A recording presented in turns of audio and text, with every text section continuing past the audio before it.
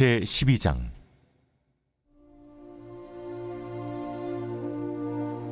이스라엘에 관한 여호와의 경고의 말씀이라. 여호와 곧 하늘을 펴시며 땅에 터를 세우시며 사람 안에 심령을 지으신 이가 이르시되, 보라, 내가 예루살렘으로 그 사면 모든 민족에게 취하게 하는 잔이 되게 할 것이라. 예루살렘이 에워싸일 때에 유다에까지 이르리라. 그날에는 내가 예루살렘을 모든 민족에게 무거운 돌이 되게 하리니 그것을 드는 모든 자는 크게 상할 것이라. 천하 만국이 그것을 치려고 모이리라. 여호와가 말하노라. 그날에 내가 모든 말을 쳐서 놀라게 하며 그 탄자를 쳐서 미치게 하되, 유다 족속은 내가 돌보고 모든 민족의 말을 쳐서 눈이 멀게 하리니, 유다의 우두머리들이 마음속에 이르기를, 예루살렘 주민이 그들의 하나님 만군의 여호와로 말미암아 힘을 얻었다 할지라. 그날에 내가 유다 지도자들을 나무 가운데 화로 같게 하며 곡식단 사이에 횃불 같게 하리니 그들이 그 좌우에 에워싼 모든 민족들을 불살할 것이요, 예루살렘 사람들은 다시 그 본 곳 예루살렘에 살게 되리라. 여호와가 먼저 유다 장막을 구원하리니 이는 다윗의 집의 영광과 예루살렘 주민의 영광이 유다보다 더하지 못하게 하려 함이니라. 그날에 여호와가 예루살렘 주민을 보호하리니 그 중에 약한 자가 그날에는 다윗 같겠고, 다윗의 족속은 하나님 같고 무리 앞에 있는 여호와의 사자 같을 것이라. 예루살렘을 치러 오는 이방 나라들을 그날에 내가 멸하기를 힘쓰리라. 내가 다윗의 집과 예루살렘 주민에게 은총과 간구하는 심령을 부어주리니 그들이 그 찌른 바 그를 바라보고 그를 위하여 애통하기를 독자를 위하여 애통하듯 하며 그를 위하여 통곡하기를 장자를 위하여 통곡하듯 하리로다. 그날에 예루살렘에 큰 애통이 있으리니 무기또 골짜기 하다드림 문에 있던 애통과 같을 것이라. 온 땅 각 족속이 따로 애통하되 다윗의 족속이 따로하고 그들의 아내들이 따로하며, 나단의 족속이 따로하고 그들의 아내들이 따로하며, 레이의 족속이 따로하고 그들의 아내들이 따로하며, 시므이의 족속이 따로하고 그들의 아내들이 따로하며, 모든 남은 족속도 각기 따로하고 그들의 아내들이 따로하리라.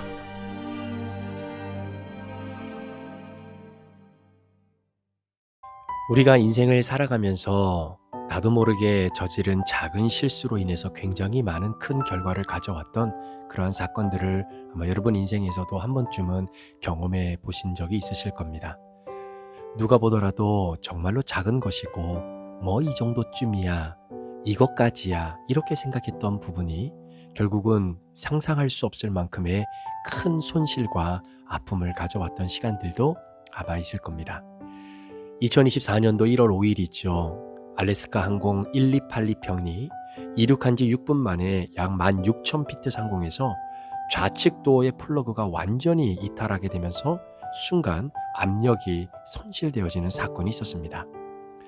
다행히 비상 착륙을 통해서 사망자는 없었지만 당시 승객과 승무원은 이 사고로 인한 트라우마에 시달리게 됐고 결국 보잉사를 대상으로 소송을 진행하게 됐죠.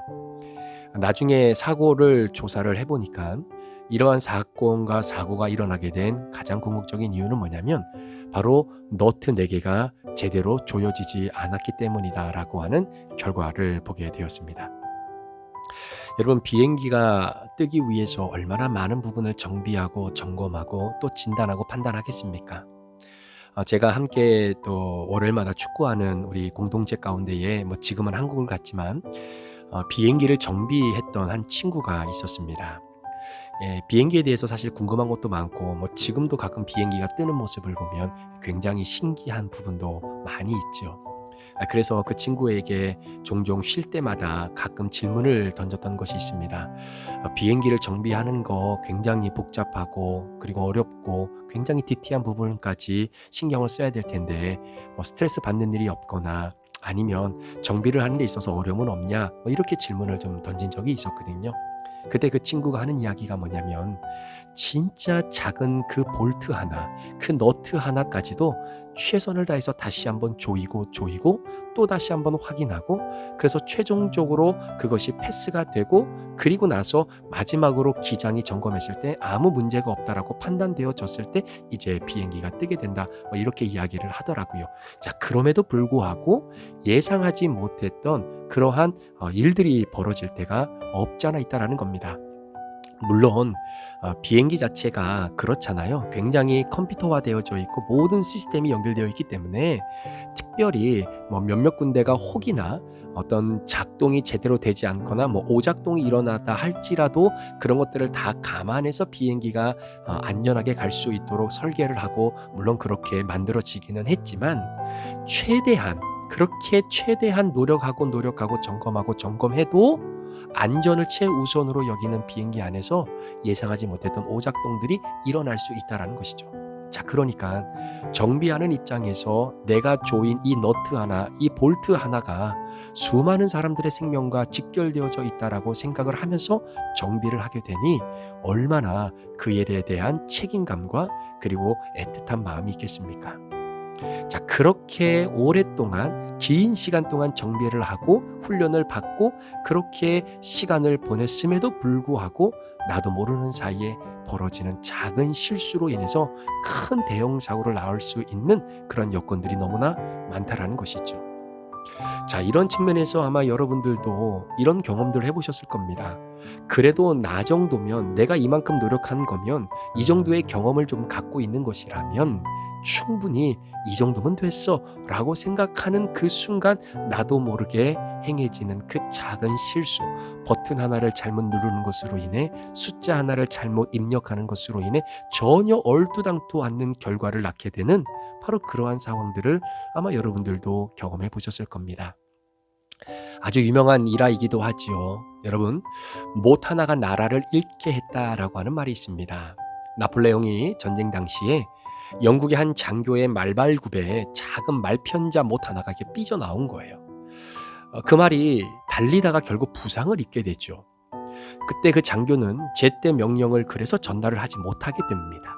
결국 그 전투의 지연이 전체적인 작전의 실패로 이어지게 되고 결국 월털루 전투의 패배로 이어졌다라고 하는 그런 전설적인 이야기도 있죠. 결국은 작은 부주의가 정말로 큰 대세의 흐름을 바꾸어 놓는다라고 하는 것입니다. 그래서 여러분, 이 이야기에서 비롯된 속담이 하나 있는데, 못 하나가 나라를 잃게 했다라고 하는 그런 속담이 바로 여기서 생겨나게 된 것입니다. 작은 일에 그 부주의한 것으로 인해 큰 결과의 어떤 흐름이 바뀌어졌다라고 하는 맥락의 속담이겠죠. 자, 이러한 어리석음이 우리 인간 모두에게는 다 있습니다. 그런데 참 이상한 것은 뭐냐면요, 지금까지 우리가 살아오면서 우리 이전의 세대를 살았던 수많은 사람들도 동일하게, 물론 똑똑한 사람도 있고 지적 능력이 많은 사람이 있고 경험이 탁월한 사람들도 있습니다. 그러니까 우리가 일반적인 사람들이 바라봤을 때 넘사벽이라고 말할 수밖에 없을 만큼의 탁월한 지혜와 지식을 가지고 있는 사람들도 굉장히 많았지요. 그런데 그런 사람들도 역시 어느 누구를 막론하지 않고 걸려 넘어지는 부분이 뭐냐면 인간이 가지고 있는 어리석음이다라는 겁니다. 여러분, 그렇지 않습니까? 예를 들어서 은행에서 일하는 사람, 증권회사에서 일하는 사람, 굉장히 숫자를 엄청나게 민감하게 다루는 직업이잖아요. 그런데 만약에 내가 수십 년 동안 은행에서 일을 하고 증권에서 일을 하고 예를 들어서 키보드로 숫자를 입력하는 거에 대해서 한 번도 실수한 적이 없다라고 생각을 하는 그 순간 나도 모르게 여러분, 0 하나를 더 입력하느냐 입력하지 않느냐에 따라서 엄청난 결과의 손실이 찾아올 수 있다라는 것입니다. 자, 그런 의미에서 우리 이전에 살았던 수많은 이전의 세대의 선배들이 인생을 살아오면서 역사의 흥망성쇠도 마찬가지고 한 개인의 흥망성쇠도 마찬가지입니다. 사람은 자신이 살아왔던 삶의 양태들을 다 적어 놓잖아요. 그래서 내가 잘했던 것, 내가 부족했던 것, 내가 이렇게 하니까 성공했더라, 이렇게 하니까 실수하더라, 이렇게 하니까 어렵더라, 이런 모든 것들을 다 정리해서 그 다음 후대 사람들에게 그거를 다 남겨주지 않습니까? 그러면 한번 생각해 보세요. 예를 들어서 인류의 최초의 아담과 하와, 그 아담과 하와를 기준으로 할 때 여러분 그들은 하나님과 함께 교제할 수 있는 특권이 있었던 사람들입니다. 그럼에도 불구하고 죄로 인해 그들의 인생에 어리석음이 들어가 하나님의 말씀을 정확히 판단하지 못한 어리석음의 결과로 오늘 이 세상의 죄악이 관영하여져서 어떻게 되는 겁니까?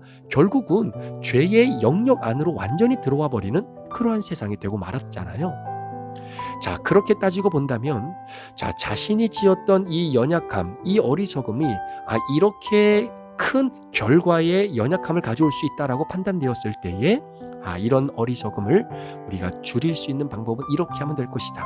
내가 이렇게 해봤더니 이러한 실수를 했고 이렇게 어리석음으로 인하여 이런 결과가 나왔으니 앞으로를 살아가는 사람들은 이런 어리석음의 덫에 걸려 들어가지 않도록 하기 위한 굉장히 많은 지혜와 지식들이 우리에게는 주어졌다라는 거지요. 그러면 여러분, 그런 것들이 쌓이다 보면 궁극적으로 우리가 추구하고 이해되어져야 될 것이 뭐냐면 사람은 어리석음이 사라져야 되는 겁니다. 어리석음 판단이라는 것이 있어서는 안 되는 겁니다. 그래서 여러분, 세상의 어떤 철학사조를 보더라도 인간의 이성이 굉장히 중요시 여겼던 계몽주의 때만 하더라도 인간이 그런 능력을 갖고 있다라고 생각을 했어요. 이전에 살고 있었던 전 세대의 사람들이 실수를 했던 그 모든 어리석음의 리스트업을 쫙 정리해서 그것의 전철을 밟지 않고 인간이 살아가게 된다면 어느 순간 인간은 실수하지 않고 어리석음의 덫에 걸리지 않는 신의 경지에 올라갈 수 있다라고 주장했던 것이 계몽주의 사상가들의 주장 아니겠습니까? 자, 그럼에도 불구하고 그렇게 많은 실수를 방지하고 개선할 수 있는 여건들을 엄청나게 다음 세대들을 위해서 인간들이 쏟아내고 쏟아냈지만 그럼에도 불구하고 여전히 인간은 어리석음이라고 하는 이 영역에서 벗어날 수 있는 존재는 단 한 사람도 없다라는 것입니다. 여러분도 동의해 주실 수 있으십니까? 자, 이런 어리석음의 관점으로 오늘 본문을 좀 한번 보려고 하는데요. 여러분, 인간의 교만과 자기의 확신이 어떻게 하나님의 계획 앞에서 무너지게 되는지를 조명하는 방식으로 오늘 본문이 우리에게 소개되어져 있습니다. 자, 스가랴 12장은 어떻게 보면 예루살렘이 모든 민족의 공격을 받지요. 그런데 그 민족을 하나님이 궁극적으로는 구원하신다라고 하는 말씀이 오늘 본문의 내용이지만 특별히 오늘 예루살렘을 중심으로 남유다를 공격하고 하나님이 세우신 이스라엘 백성들에게 찌르는 어떤 그런 애통함을 가져다 주었던 주변의 다른 나라들. 자, 우리가 지난주에 함께 말씀을 나누면서 블레셋이라든가 에그론이라든가 아니면 주변에 있는 이방 민족들에 대한 지명을 언급했던 본문들도 있잖아요. 자, 그런 본문에 등장했던 그 나라들이요, 그때 당시만 해도 여러분 세계를 향해 호령을 쳤던 자들입니다. 무서운 것이 없었던 자들이에요. 끊임없는 성공의 가도를 달리고 있었던 민족들입니다. 그런데 그런 민족들이 결국은 어떻게 됩니까? 다 무너졌어요. 그 무너진 이유가 무엇이냐면 그들의 교만으로부터 시작되어지는 어리석음의 출발 때문에 그렇습니다. 자, 오늘 본문 2절을 보십시오. 보라, 여호와께서 예루살렘을 취하게 하는 잔이 되게 하시리니. 자, 이게 무슨 말씀이냐면 이스라엘과 열방은요 모두가 자기 힘으로 문제를 해결할 수 있다라고 하는 이 착각, 이 어리석음에 빠져 있었던 사람들입니다. 자, 그러니까 이 어리석음은 어디서 출발하게 되냐면 교만으로부터 출발하는데, 여러분 그 교만이라고 하는 것이 무엇입니까? 자기의 의와 내가 가지고 있는 힘에 대한 신뢰로부터 이루어지는 거죠. 자, 그러니까 열방에 있었던 다른 민족들은 자신들의 힘으로 예루살렘을 정복할 수 있다라고 하는 그 믿음, 자신의 군사력, 전략과 전술, 그리고 현재 가지고 있는 모든 자산, 그리고 우리가 갖고 있는 땅의 넓이, 무기, 이런 거를 보니까 우리 힘으로 하나님이 선택한 저 예루살렘을 정복할 수 있다라고 하는 믿음이 생기고, 그것은 그들의 교만으로 이어지고, 그 교만은 그러한 결정을 내리게 되는 철저한 어리석음으로 빠져버리게 된다라는 것이죠. 자, 그렇다면 이스라엘 백성들의 어리석음은 어떤 어리석음이냐? 자, 이방 민족들의 침략 가운데에 하나님 대신에 오히려 정치적으로 군사적인 연합을 통해서 자신을 지킬 수 있다라고 생각했던 바로 이 교만과 어리석음으로 이스라엘이 무너지게 되는 겁니다. 자, 그러니까 남유다도 그렇고 북이스라엘도 그렇고 여러분 아수르가 대제국으로 등장하게 될 때 이 아수르의 조공을 바치면서도 뒤로는 누구랑 손을 잡고 이 아수르를 견제했냐면 애굽과 손을 잡으면 어떻게든 우리가 이길 수 있지 않을까라고 하는 이런 얄팍한 정치적 계산으로 인해서 남유다도 그렇고 북이스라엘도 그렇고 그들이 살아가려고 애를 썼던 때가 있었단 말입니다. 얼마나 어리석은 것입니까? 결국 이 어리석음은 물론 하나님의 역설적인 개입을 우리에게 가져오기는 했지만 결국 하나님께서 약한 자를 강하게 하시고 강한 자를 다시금 무너뜨리시는 바로 그 하나님의 방법을 우리들에게 또 이스라엘 백성들에게 물론 궁극적으로는 보여주시긴 하죠. 그러나 이 모든 사건의 전말에 있어서 발단은 바로 열방의 어리석음, 이스라엘의 어리석음을 하나님께서 철저하게 오늘 드러내주고 있는 것입니다. 자, 그 어리석음의 절정이 무엇이냐? 자, 오늘 본문 10절에 보니까 그들이 찌른 자를 바라본다 이렇게 기록합니다.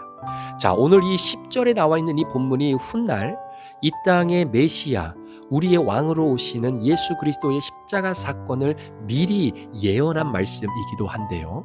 자, 내가 다윗의 집과 예루살렘 주민에게 은총과 간구하는 심령을 부어주리니.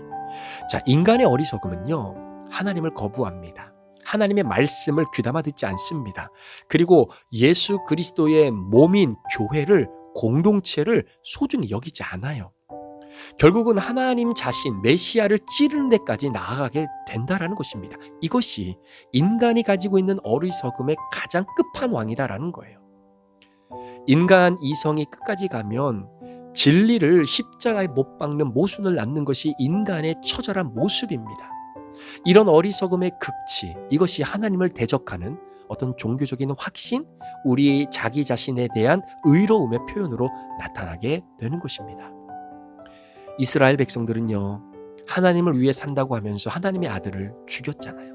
이것이 영적인 교만이고, 즉 경건한 어리석음의 전적인 형태다라고 볼 수 있는 것입니다. 여러분 한번 생각해 보십시오. 오늘 본문 2절 말씀에 보면 이런 표현이 나옵니다. 보라, 내가 예루살렘으로 그 사면 모든 민족에게 취하게 하는 잔이 되게 할 것이다. 자, 예루살렘을 중심으로 둘러싸고 있었던 주변의 강대국들, 본인들의 어리석음이 무엇입니까? 우리 힘으로, 우리 능력으로, 우리가 가지고 있는 모든 재반사항으로 저 예루살렘 남유다 우리가 칠 수 있다. 자, 그런데 그런 교만으로부터 나온 어리석음에 넘어진 이들에게 오늘 2절에 하나님이 뭐라고 표현하시냐면 예루살렘으로 그 사면 모든 민족에게 내가 취하게 하겠다라는 거예요. 여러분, 취한 자는요, 사람의 말이 들리지 않습니다. 취한 사람은요, 자기 의에 빠지는 사람입니다. 여러분, 취한 사람 치고 성령 충만한 사람 보셨습니까? 여러분, 취한 사람 치고 지혜로운 사람, 여러분, 취한 사람 치고 올바른 사람 보셨습니까? 진짜로 누가 보더라도 반듯하고 정말로 법 없이도 살 것만 같은 사람임에도 불구하고 여러분, 그 사람 취하잖아요. 진짜 못 볼 것을 보여주는 사람으로 치닫게 되는 것이 바로 이 취함의 결과 아니겠습니까? 자, 마찬가지입니다. 어리석음으로 교만해져서 우리 힘으로 이 모든 것을 해나갈 수 있다라고 하는 자기 의의에 철저하게 빠져있는 사람, 취한 사람입니다. 내 힘으로 뭐든지 감당할 수 있다라고 생각하는 그 사람, 취한 사람입니다. 여러분, 취하잖아요. 주변 사람들의 말이 들리지 않아요. 주변 사람들의 이야기를 듣는 것보다 내가 훨씬 더 말을 많이 하는 경우들을 아마 보신 적이 있으실 겁니다. 여러분, 마찬가지예요. 오늘 하나님의 말씀이 여러분의 귀에 들리지 않으십니까? 여러분, 취하신 거예요. 여러분 공동체로 있는 브릿지에서 브릿지를 섬기는 리더가 또 브릿지 가족 한 사람 한 사람이 진짜 여러분 사랑해서 형제님, 자매님, 주일날 빠지시면 안 돼요. 하나님을 예배하는 날이에요. 나가서 돈 버는 것도 중요하지만 아르바이트도 중요하고 이렇게 저렇게 돈 버는 것도 너무나 중요하지만 주일날 하나님께 예배드리는 이 시간은 우리가 다른 것과 서로 비교될 수 없을 만큼 중요한 시간이니까 우리 같이 예배 함께 드립시다 라고 하는 그 말이 안 들리십니까? 그거 그 사람 취한 겁니다. 취한 거예요. 사랑하는 성도 여러분, 하나님이 우리에게 주시는 은혜는 하나님의 말씀이 들리는 겁니다. 그리고 그 말씀을 받았다면 하나님께 물어보는 거예요. 여러분, 우리가 하나님께 질문하지 않으면 우리는 정답, 응답을 받을 수가 없습니다. 다시 한번 말씀드리지만 하나님께 기도한다고 그 기도의 응답이요, 사랑하는 무영아, 내가 네 기도의 응답은 이렇게 줄 거야 라고 음성으로 들려주시지 않으세요. 이미 하나님은 예수 그리스도를 통해서 우리에게 말씀이라고 하는, 성경이라고 하는, 오늘도 살아 역사하시는 하나님의 말씀이라고 하는 채널을 통해서만 하나님이 우리에게 말씀을 주시는 겁니다. 응답을 주시는 거예요. 그 응답이 여러분들 함께 믿음의 공동체로 모여있는 브릿지 식구들의 입술을 통해서도 우리에게 하나님이 응답을 주실 때가 있다라는 겁니다. 그러니까 자기에게 취해 있는 사람, 교만하여서 어리석음의 덫에 걸려 넘어진 사람의 가장 궁극적으로 드러나는 모습과 특징이 뭐냐면 공동체를 소중히 여기지 않는다라는 거예요. 공동체와 함께 보내는 시간을 굉장히 아까워한다라는 겁니다. 내가 오늘 브릿지 모임에 가서 시간을 보내느니 차라리 나 혼자 여가 생활 보내고 나 혼자 시간 보내고 뭐 잠이나 좀 자고 뭐 이렇게 지내는 게 낫겠지. 오늘 내가 주일날 가서 공동체로 함께 하나님을 예배하는 그 시간보다 내가 피곤한데 잠이나 더 자지, 내가 못했던 그런 여가 생활, 취미 생활 내가 주일날 더 하지, 이거를 더 중요하게 여기는 것이 결국은 내가 취했다라는 이야기예요. 교만하고 어리석음의 덫에 넘어졌다라는 이야기입니다. 사랑하는 성도 여러분, 우리 인간은 이 어리석음으로부터 벗어날 수가 없는 것이죠. 그래서 이 어리석음으로부터 하나님께서 다시금 우리에게 지혜와 하늘의 신령한 은혜를 부어주시기 위해 허락하시는 것이 뭐냐면 그것이 바로 우리에게 고난을 허락하실 때가 있는 겁니다. 그 인간의 어리석음이 순식간에 지혜로 터닝 포인트 바뀌어지는 바로 그 순간은 바로 하나님이 우리에게 주시는 통회의 은혜, 내가 지은 죄를 회개하고 내가 겪는 어려움과 고통과 눈물 속에서 내가 교만했고 나의 어리석음이 내 앞길을 가로막고 있었다는 것을 믿음의 눈으로 바라볼 수 있도록 하나님이 우리를 이끌어 가시는 것. 그래서 여러분, 고난이 축복인 거예요. 그래서 때로는 아픔이 우리에게는 은혜가 되는 것입니다. 내가 옳았다라고 하는 착각이 내가 그를 찔렀구나라고 하는 자각으로 바뀌게 되는 것이죠. 자, 10절 말씀에도 그들이 그를 위하여 애통하기를 독자를 위하여 애통하듯 하며 라고 하는 말씀이 그런 말씀입니다. 내가 예수를 십자가에 못 박고 정말로 로마 군병의 날카로운 칼과 그 창끝이 그들이 찔른 것이 아니라 내가 예수를 찔렀지만 그것이 나의 교만과 나의 의로움과 내가 취해서 하나님의 아들 예수를 메시아로 바라보지 못했던 나의 연약함의 결과로 내가 예수의 옆구리에 창을 찔렀던 그 순간 하나님께서 다시금 그걸 보여주시고 나에게 애통함과 진정한 회개를 통해 하나님께 돌아갈 수 있는 그 터닝 포인트의 기회를 하나님이 우리에게 주신다라는 것이죠. 그 깨달음이 바로 지혜의 시작입니다. 오늘 우리가 함께 다루는 스가랴 22장은요. 어리석은 인류가 고난을 통해 하나님 앞에 무릎을 꿇는 과정을 우리에게 보여주는 겁니다. 우리는 아무리 지혜롭고 아무리 능력이 많고 아무리 할 수 있는 영향력을 가지고 있다 손 치더라도 여러분, 우리가 교만하여 어리석음에 넘어질 수 있는 사람들이다라는 것을 정확하게 깨닫고 공동체가 나에게 주는 경고의 메시지. 자, 오늘 본문 1절에 뭐라고 기록합니까? 이스라엘에 관한 여호와의 경고의 말씀이다라는 거예요. 취한 자는 경고의 메시지가 들리지 않습니다.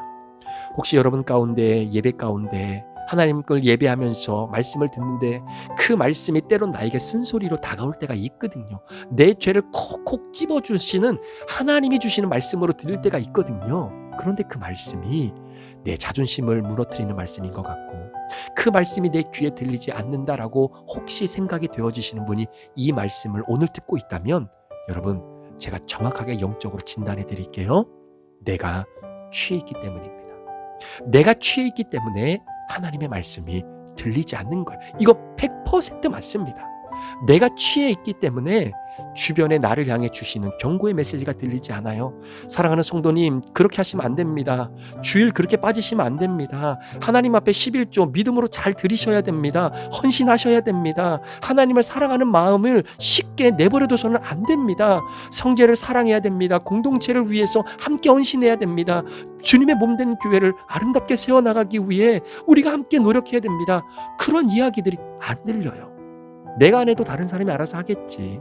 내가 굳이 힘쓰지 않아도, 내가 예배 나가지 않아도 목사님이 모르겠지. 뭐 나 한 사람쯤이 안 나가도 뭐 교회가 망하거나 무너지는 것도 아닌데. 아니요.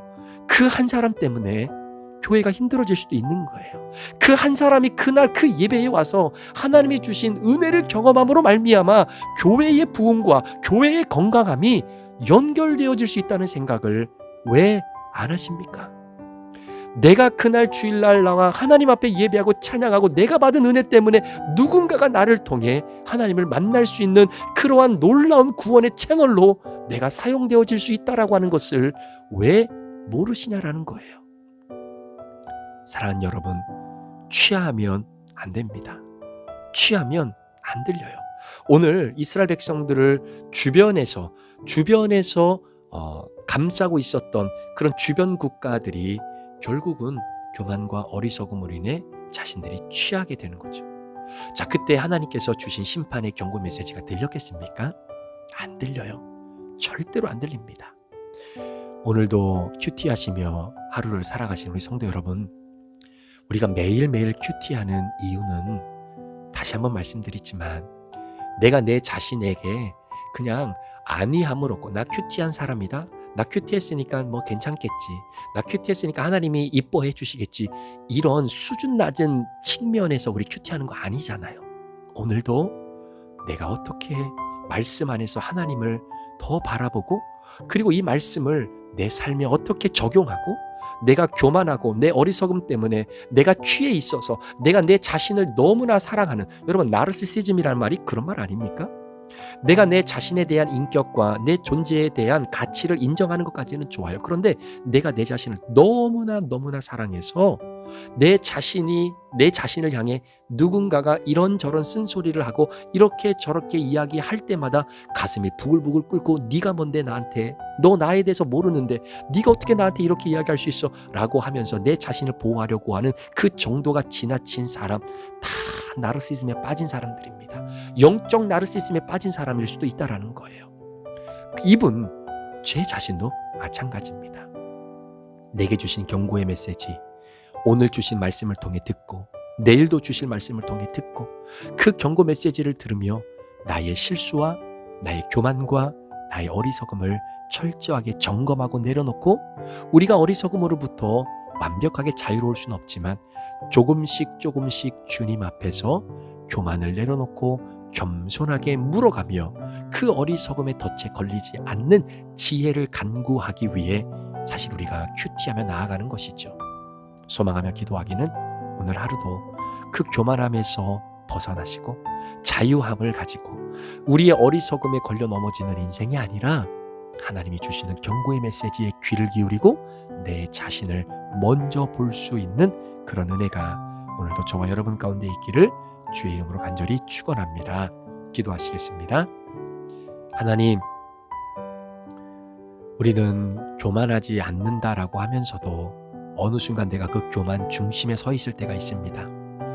영적 나르시즘에 빠질 때도 있고 내 자아를 너무나 소중히 너무나 사랑해서 그 사랑을 누군가가 조금이나마 침범한다라고 느꼈을 때 너무 격하게 반응하는 이 나르시즘에 빠져있는 내 모습은 있지는 않은지, 하나님께서 여기까지 우리 모두를 인도해 주셨는데 이 인도해 주시는 과정 속에 내가 인도해서 여기까지 왔다라고 하는 이 교만한 생각 철저하게 다시금 하나님 앞에 내려놓고 어리석은 인류가 고난을 통해 하나님 앞에 무릎을 꿇는 이 과정을 오늘 스가랴 12장을 통해 말씀해 주셨던 것처럼 내 인생에도 그대로 적용하고 오늘도 어리석음에 덫에 걸리지 않고 겸손히 주님 앞에 물으며 공동체에 묻고 교회에 묻고 목사님에게 묻고 우리 브릿지 리더들에게 묻고 함께 묻고 물어서 서로 아름다운 하나님의 응답을 찾아내는 그런 소중한 믿음의 여정이 되도록 인도해 주옵소서. 감사를 드리며 예수 그리스도의 존귀하신 이름으로 축복하며 기도합니다. 아멘.